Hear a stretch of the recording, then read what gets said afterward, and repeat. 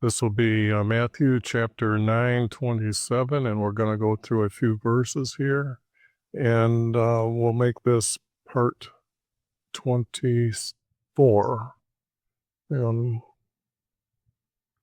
we'll see here. Okay, this was the text that was done last time, and we're here where Jesus took her hand and the girl lived. And this was reported to everywhere in the land. Now, like I was saying in the last video, that this seemed to be out of order, this story, because why would this news be reported everywhere in their land when he has already been raising the dead and, what was I say? He's been healing people a lot. I'm just saying that this, when we read this story here, it just read out of place by this verse here, that where the news went all over. Jesus was already known that he was all over, going around healing. But I think there's going to be more verses that lead to this out of orderness, like people are just hearing about Jesus. And Jesus passed on from there. Jesus passed on? I don't know about that. What I'm looking at reading technically here, that sounds like he has passed on. So what I did was I changed the word Jesus walked. As Jesus walked, two blind men, and I changed the word males to, or men to males, cried out. They don't need to be saying and follow him, but as Jesus walked, two blind men cried out, "Have mercy on us, our son from David." I think that's pretty easy to see the corrections there. Nothing really big to explain there. And after he had come into the house, the blind men came up to him and said to him, "Do you not believe that I am able to do this? Do you believe that I am able to do this?" Okay.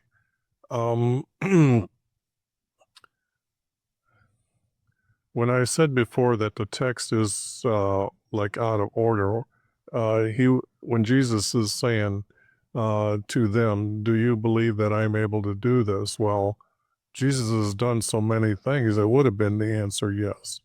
But if he was just starting to walk around, they would have said yes. But now when you look at the text here, that he came into a house, this doesn't need to be mentioned in this story at all. And then we don't need the two blind men coming up to him again. We already have that. I can start off right off with the fact that Jesus answered them, not said to them, answered them.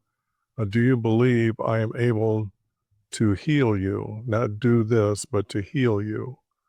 And they answered, "Yes, my Lord." Then he touched their eye. Oh, don't need the word then. He touched their eyes and said, "I do by your trust in me." Now here again, I have to get rid of the word faith, because it's not a faith, it's a trust. So we have to have, I'm always trying to say that the more I clear up the text, the more that you are willing to listen to me, that I'll take your belief to a trust that all these things that were done by Jesus was done by Jesus. And we got rid of the junk that you can see, that the double speak and things like that are in the text. Because right here we don't need, as Jesus walked, two blind men cried out, "Have mercy on us, son from David." Well, Jesus just answered them. So why did they need to put it that he was in a house? Okay, and the story continues here. "And their eyes were opened." Well, their eyes were healed, okay? They just weren't open, they were healed. And Jesus sternly warned them, "See here that no one knows about this." Now, this Jesus would not have said. So Jesus is here to announce he is their king. And this is what all he's seeking, this, that everybody knows he's here. So Jesus would not warn them to tell no one. I mean, he just got done raising a girl from the dead, and the news spread through all over. So the news here and the news spread about him in all that land. Well, it would have been in that tribe's land, not so much the whole Galilee, the region of Galilee.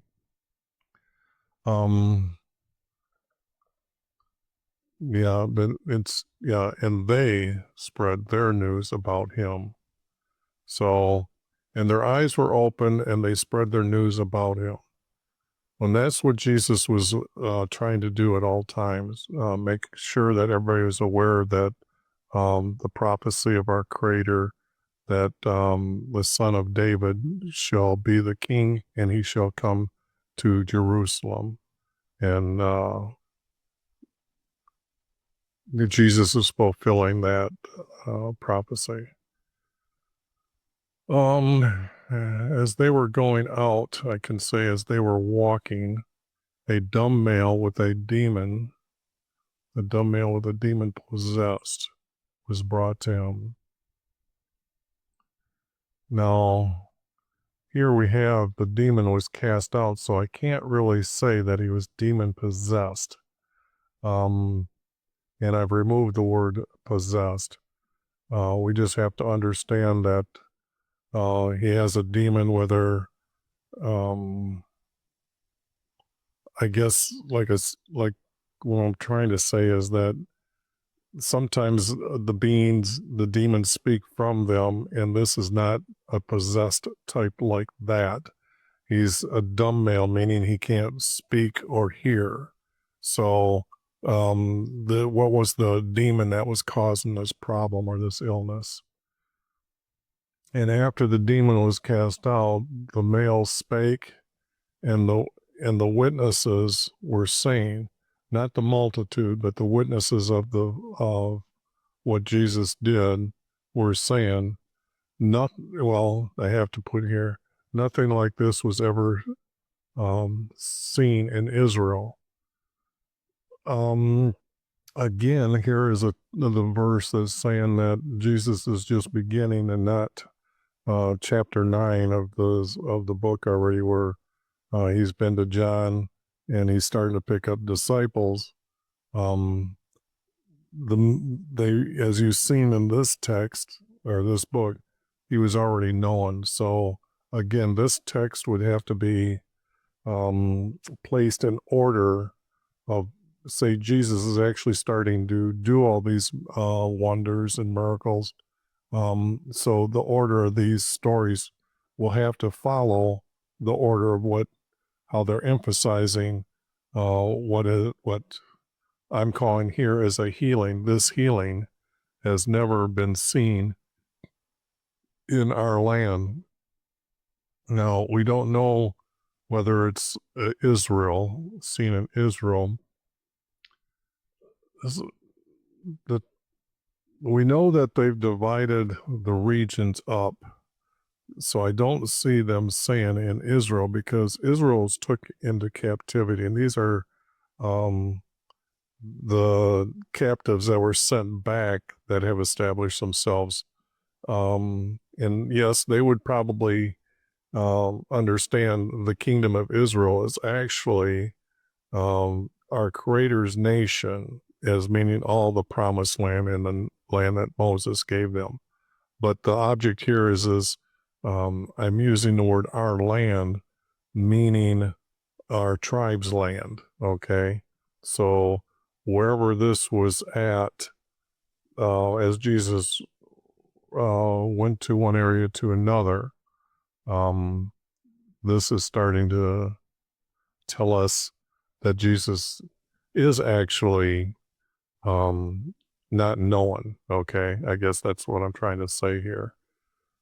So as they were walking, a dumb male and a demon was brought to him. After the demon was cast out, the male spake. Now, I just realized that when I describe the word dumb, that means not to speak and not to hear. I think that's the word stupid. Um, but the thing here is that I'm sorry about that. He couldn't speak, and the male spake, and the witness was worth saying, his healing has never been seen in our land. Um, so that's cleaned up. Now, the Pharisees were saying he cast out demons by rulers of demons. So now we know that, can't say that this is actually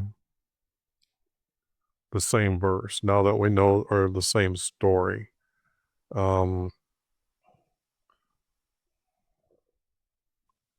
I'm sure at this time when Jesus was walking and he did something like this, then the crowd came, okay? And when the discussion was being said or being asked, the Pharisees were saying he cast out demons by rulers of demons.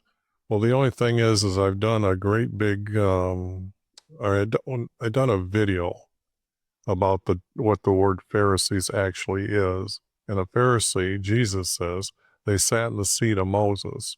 And also he said that they like to sit at the front of the synagogue. So these are really judges when you describe how, or you see how Jesus describes them. But it wouldn't have been the judges that were saying this. I have it as priests because people would be asking the priests, is this our king who is to come? Well, the priests being corrupt are trying to get rid of this male who is performing wonders, or just rejecting him outright even before they knew how much he was healing or going to be healing people.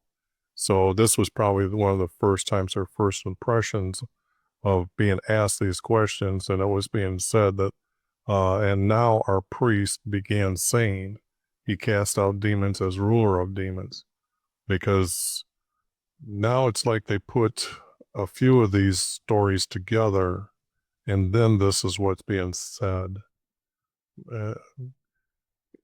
When I put this together, you'll be able to see them divided by subjects, and it might make more sense of what I'm saying now is how these stories were then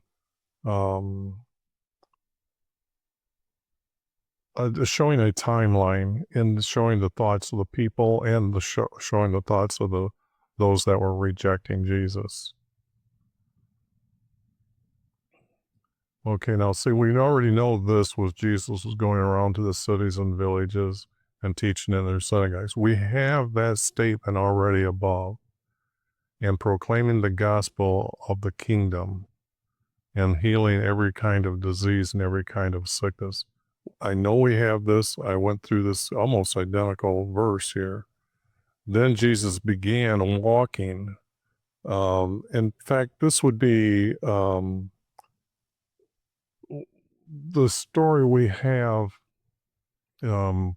where Jesus really starts healing is like when he's at the New Year celebration for the Passover, and he heals this man who can't get out of his stretcher to get into the water. There's supposed to be a pool that when the water stirs, the first one in gets healed, and then it's more or less probably, what was I say? I would say it was being the deception that other people would have come along, and then they would say, oh, the water stirred and I made it, and, false teaching, but it was to get people's hopes up and really for them just to make money. So I don't really believe that pool actually existed that did this. That would be against our Creator's teachings. So then he went to Nazareth, that we know. And in Nazareth, he opens up the scroll of Isaiah, and he announces that he is here in the favorable year of the Lord, which gives us a timeline of 1 year. And we start off with him healing in Jerusalem, and he didn't know who he was, but the story's there. But now, if I was to say that he was in um, Nazareth, and now he walked to many of our cities and villages, this would make sense of putting this verse in the order there. And it would have been even before the verses that we just got done through, just got over saying they're pretty much out of order. But you can hear that they're starting to build uppers. I don't know how much more I can say this, but it's these verses are saying that the text itself are telling us that they're out of order, and there can be a structured orderness put to these verses. He taught. He wasn't teaching. He taught. We're writing after Jesus has passed away, so you have to understand at what time words are being written. He taught in our synagogues, in the villages and stuff. He taught in our synagogues, proclaiming his kingdom, not his gospel, proclaiming his kingdom, and healed. And you don't need every kind of disease and every kind of sickness, just diseases and sickness. Now, when it comes down to taking the word gospel out, proclaiming his gospel is his kingdom, is about his kingdom. See, because if you put down Jesus's teaching as his gospel, and it's his gospel is telling them about him, which pretty much defines the word gospel here. I'm trying to put the right words in at the right time. And I know there are verses example, I've done a video on Jesus proclaiming what his gospel is. So you can watch that video, and then when you see this word being taken out, you'll see the other verses that I used to say that it was Jesus's gospel that he was teaching. This would have to be taken out of order and jumbled up. So he taught in synagogues, proclaiming his kingdom. Okay, so it wasn't of a kingdom. Let's see, the gospel of the kingdom. No, it's his kingdom. I mean, you'd be very proud that he's going to be the king forever. So the text has to reflect it's his kingdom, not of this kingdom. That just doesn't make any sense. Not when you understand the promises from our Creator.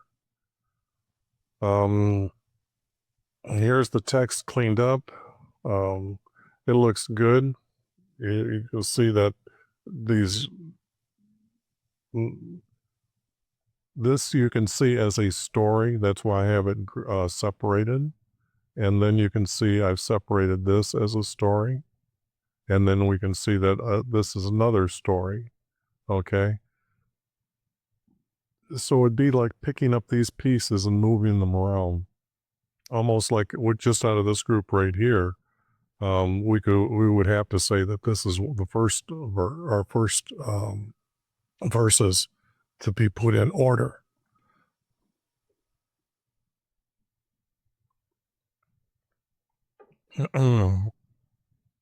Sorry, I'm not feeling all that well. I've got kidney stones, and they are really, really something. So maybe that might be why I'm trying to have a hard time stumbling through what I want to say. But we'll continue.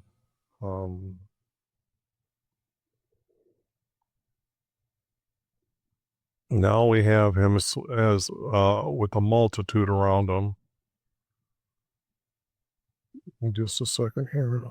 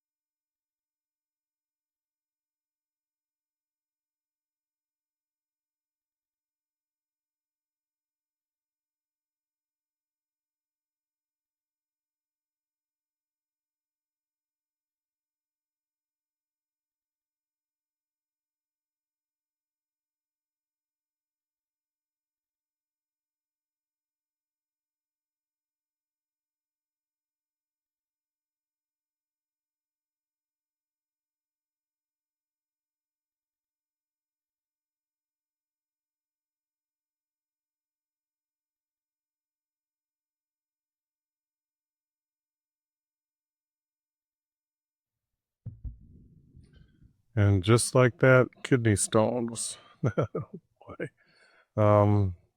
Right on time when I speak about it. So, as he looked at the multitude, is the way, or looked at the crowd, um, because he's seeing the multitude, he would have been aware that their crowd is coming to him. I'm going to say that it was that he knew this was happening, but now he stops and he's looking at the crowd, okay? Looking to see the largeness of the crowd. And he felt compassion for them. I don't need the word felt. He had compassion for them because they were like a flock without a herder. He understood that. Remember, he was to preach to the poor. So the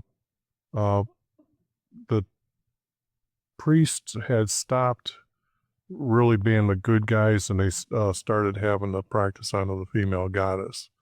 Their judges were corrupt. Their people in power were corrupt.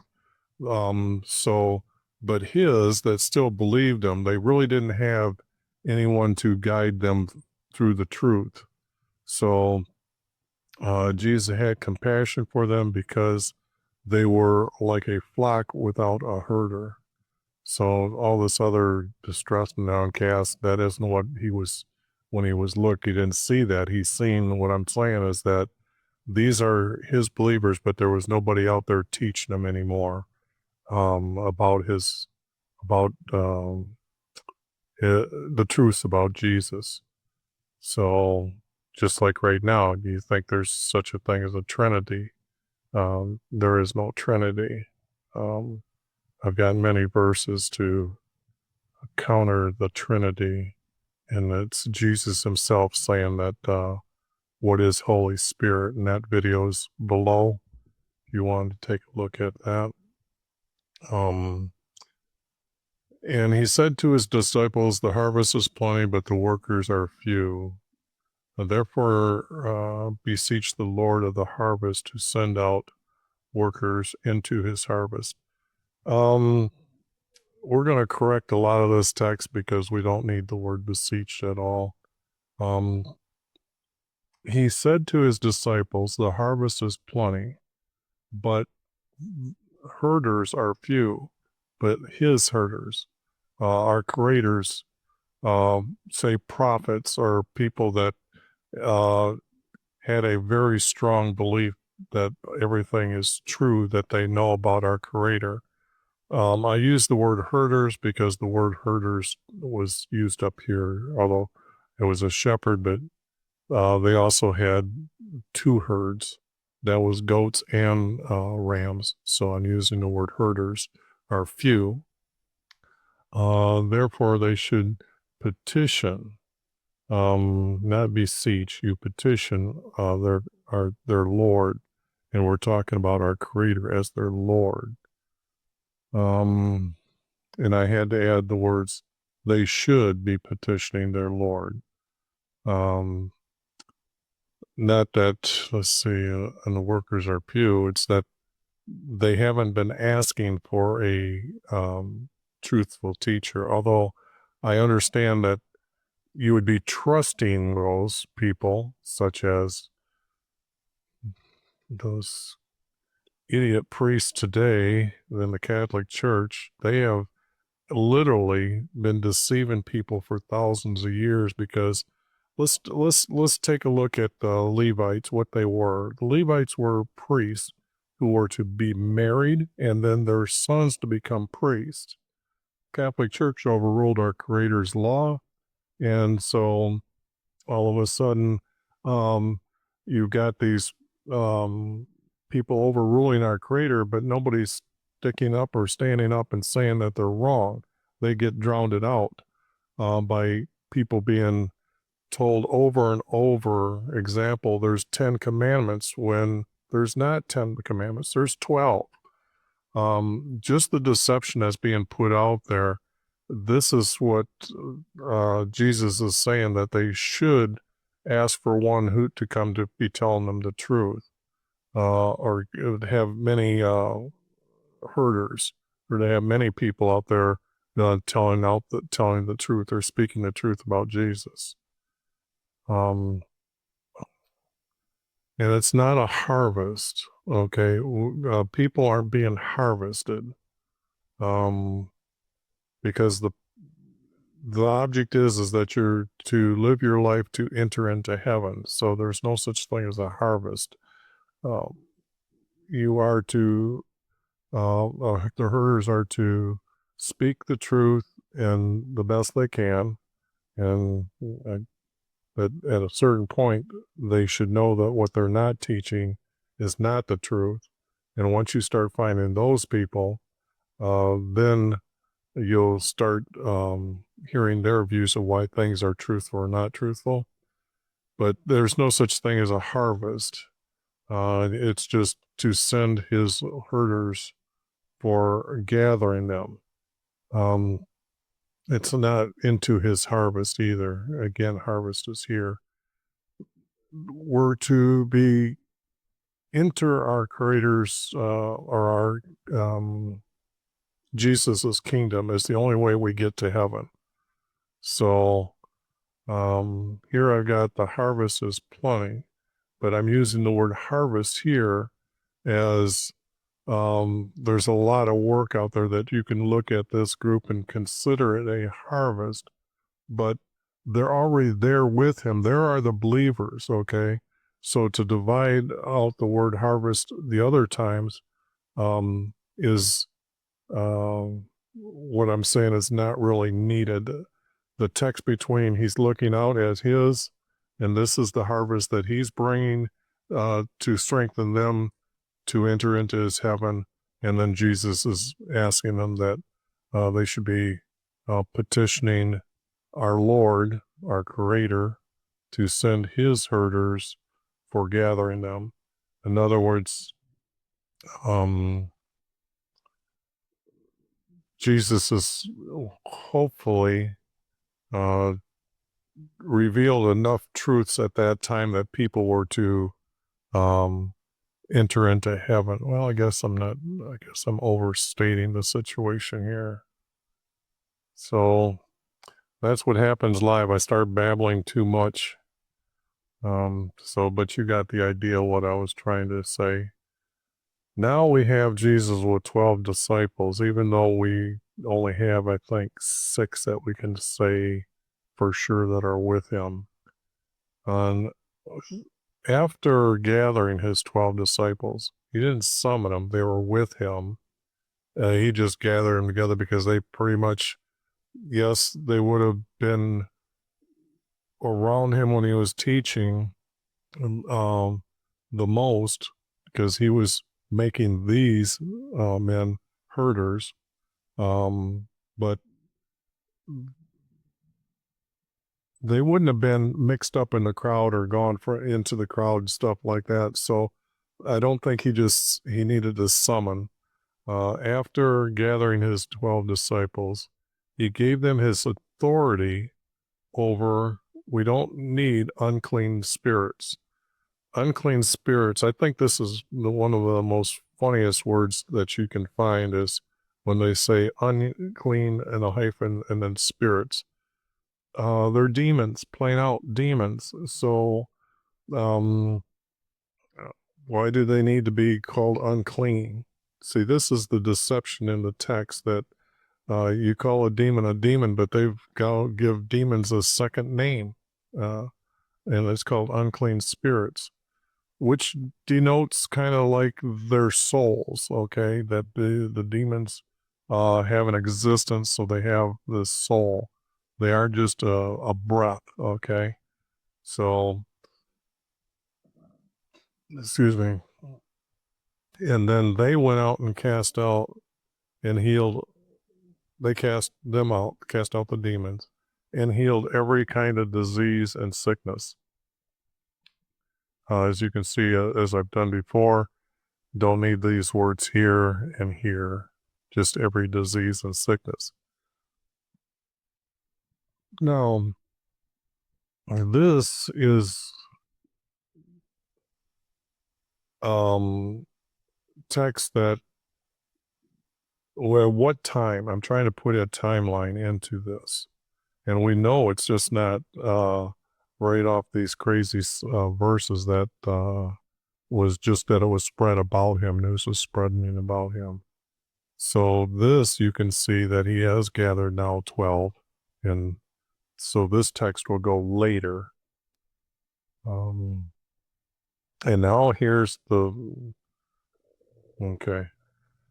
Now the names of the 12 apostles, they weren't apostles, they were disciples. Jesus got done just saying he gathered 12 disciples. So they were disciples, not apostles, okay? But we also know from above he has already gathered the 12, so we don't really need that in the verse. They're just, now this is the names of those that he had gathered, okay? So again, they're trying to slip in the word apostles to mean disciples, and people believe that. And the first is Simon, who is called Peter. I'm going to, let's see. Yeah, I removed this because we have Simon and Peter and Andrew. I can't recall what the text above here. Let's do this. And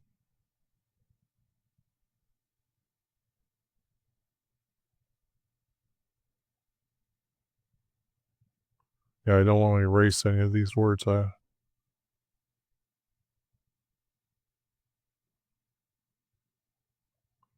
that's weird.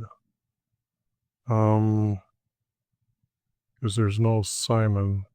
Yet we know it was Peter's house that they went to, and Jesus healed them. So let's do the word Simon.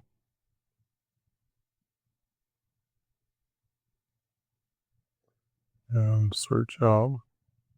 And again, sometimes this stuff just doesn't work, and I know it's the text is there. Okay. This is where, okay, here, this should have been, get us close.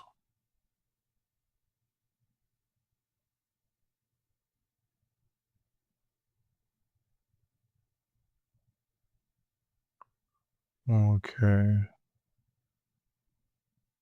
See here, Jesus saw two brothers, Peter and Andrew. So let's go up here a little bit. 18.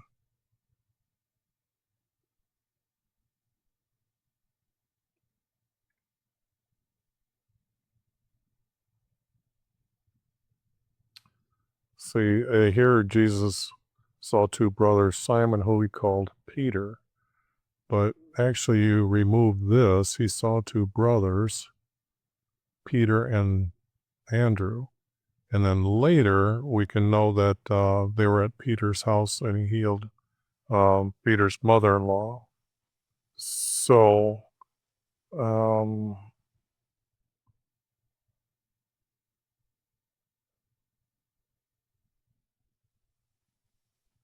I gotta now try to find out where we really are here.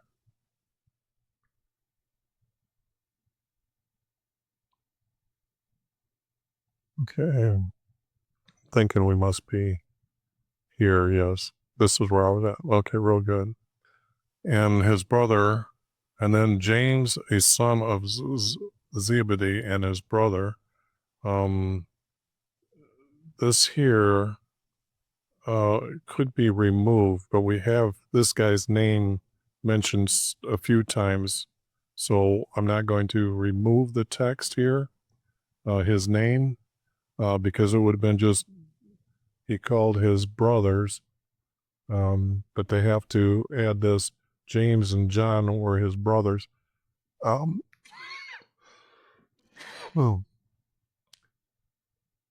Now, it does state that Matthew is the taxman, and I was saying that he might even be the head taxman because they were celebrating at his house, and I give reasons to why they would have came to him, his house, after they gathered the taxes. He was probably in control of the money at that time. And then it's kind of like, here we have Simon down here. Now, if Simon is here and he's always calling Peter, how do you have a next Simon here? So it's kind of like, do we have the perfect 12 when we say these are the 12 right here? Well, I'm going to disappoint you. I'm going to put a spoiler out here.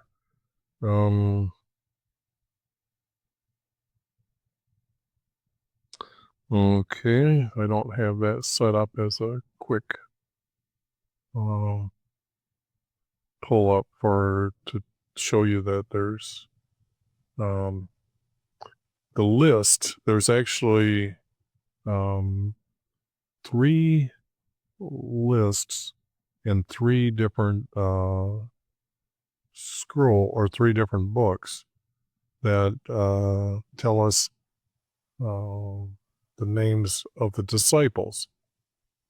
And right now, let me make sure you can see this. Okay, oops, I can actually make it bigger. Okay, there. I thought, because I have some borders around there that chop off sometimes the text. But here is the book Matthew, okay? Let's see. Whoops. This is Matthew. This group here is Mark. And this group here is Luke. And yet here, when you look at this and examine these, you will find that none of the lists actually match with the other. And when you go through and list them like what I've done here to show these are from Matthew, the blue text I kind of left as the ones that are blank. Didn't want to put too many colors in here. And then the yellow come from Luke.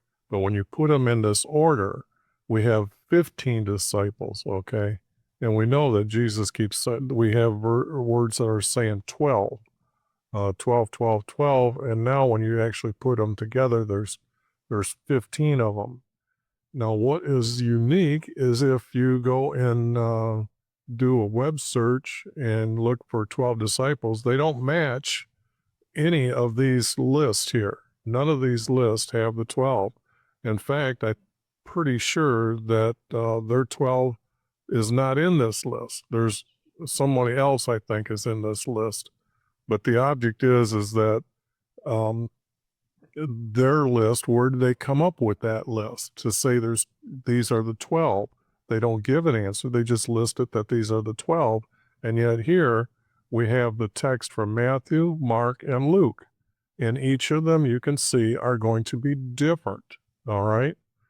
Now there's going to be a spoiler here that you're going to find out the true 12 when you go through the text, when cleaning up the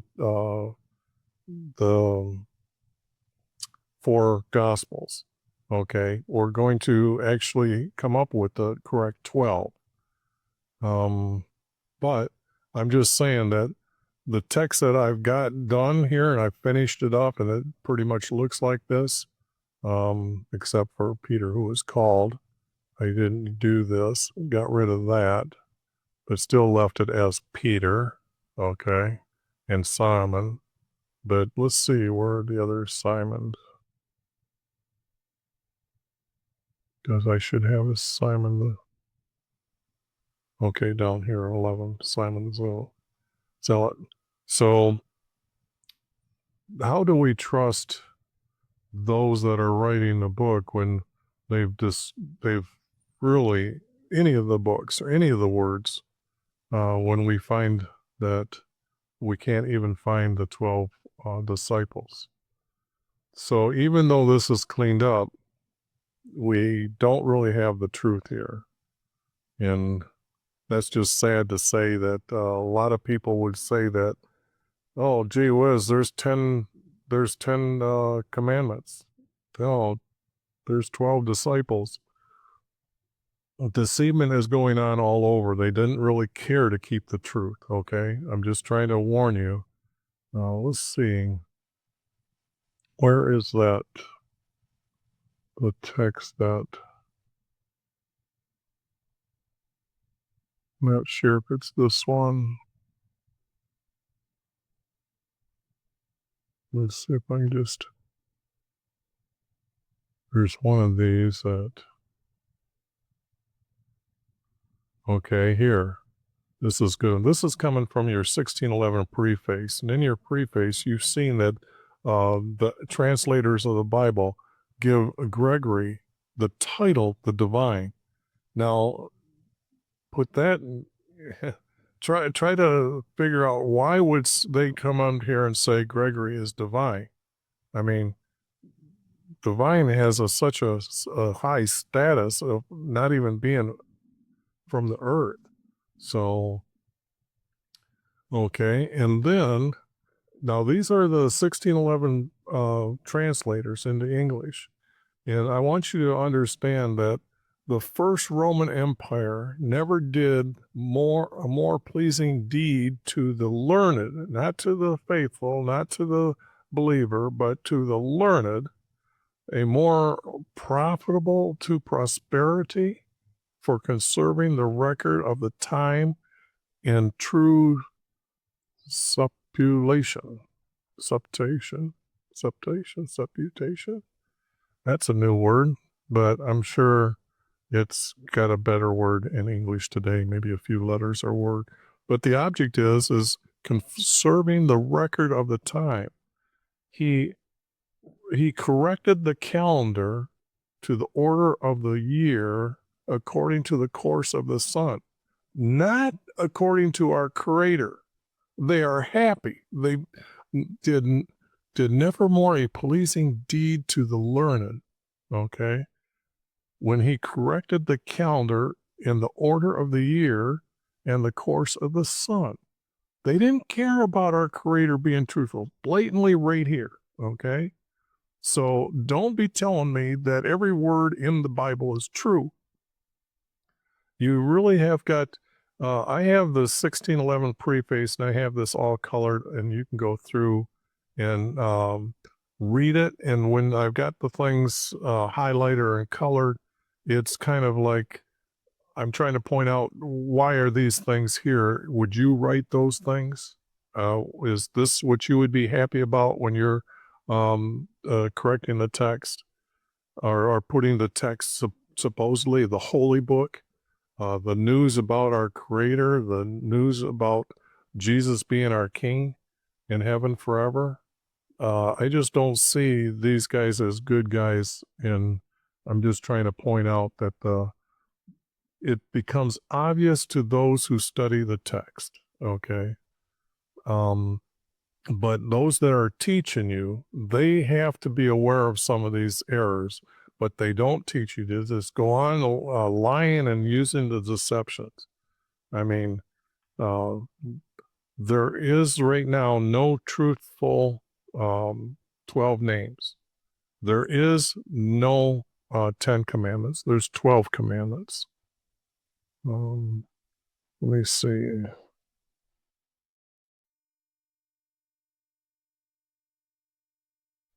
Had to get my voice in here. I have it shut off for most of the time. You can see here, these are the 12 commandments. I mean, they are listed right there. Their numbers are there. You can't deny they're there. Now, yes, that is edited to be truthful. So you won't find exactly the same words when you go there and look at the text. But you will find that there are 12 different ones.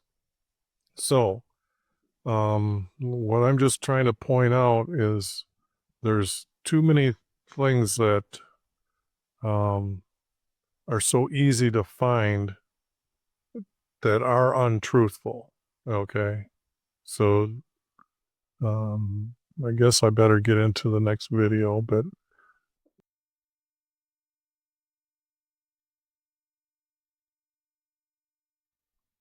yeah, come back here and just tell you that we'll continue with 10.5, but this still can't be trusted. And that's kind of like what I've been saying in all the videos, that this is just the first pass through, try to get it cleaned up is the best we can from the verses we have.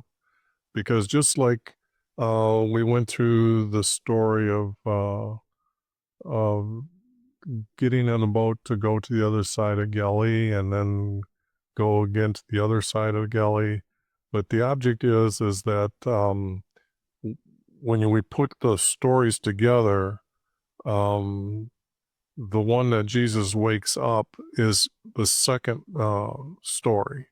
And the first one is of Jesus gliding over the water.